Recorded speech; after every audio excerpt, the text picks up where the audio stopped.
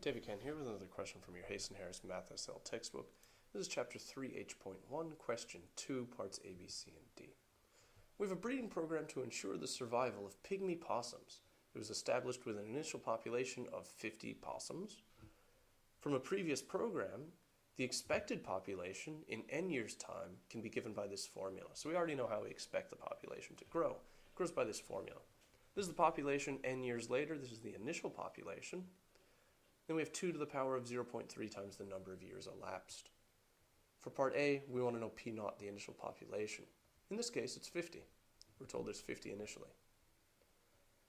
For part B, we want to use this function now to estimate the population expected after 2, 5, and 10 years.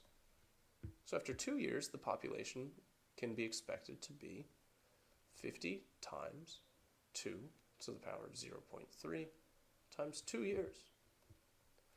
Calculating this in your head is not something we'd expect you to do, so you'll turn to your calculator, open up a calculator tab, and we're going to calculate 50 times 2 to the power of 0.3 times 2.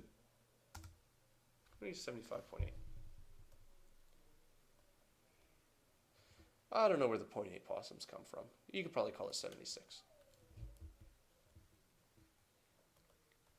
For part 2, we want to know the population after 5 years. That's going to be 50 times 2 to the power of 0.3 times 5.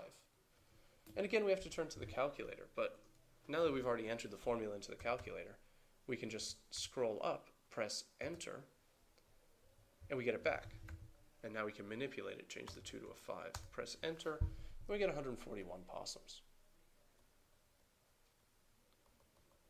Part 3, same story. We want the population after 10 years. That's 50 times 2 to the power of 0.3 times 10. We'll do it the same way. Scroll up, press Enter, and we can change the 5 to a 10, 400 possums. Cool. Now part C, sketch a graph of the population against the number of years using the information in A and B only. Okay, so we need to sketch a graph.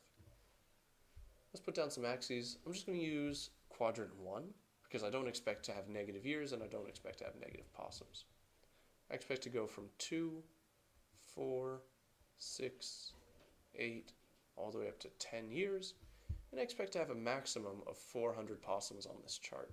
So 400, 200, 100, 50, 0. So what do I know? I know initially there were 50 possums. After 0 years, there were 50 possums to start with. After 2 years, there were 78. After 5 years, there was 141. And after 10 years, there was all of 400 possums. So the curve looks like that, sort of an exponential growth. Not quite linear, it should be bending upwards.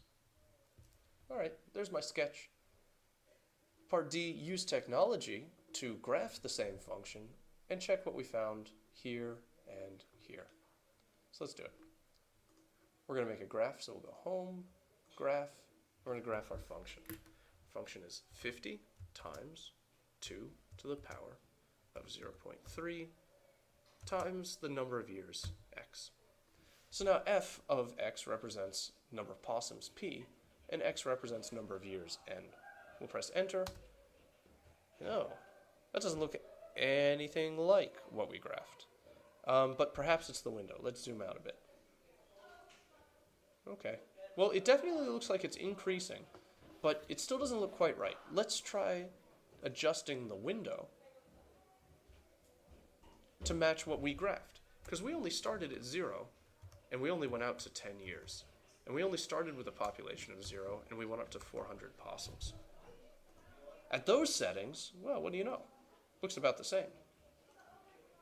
Do we get the same results in part B? Let's find out. Let's trace the graph. I want to know how many possums there are. I'm just going to enter 2. What do you know? 75.8 possums, or 76 possums. How about in 5 years? 141 possums. How about in 10 years?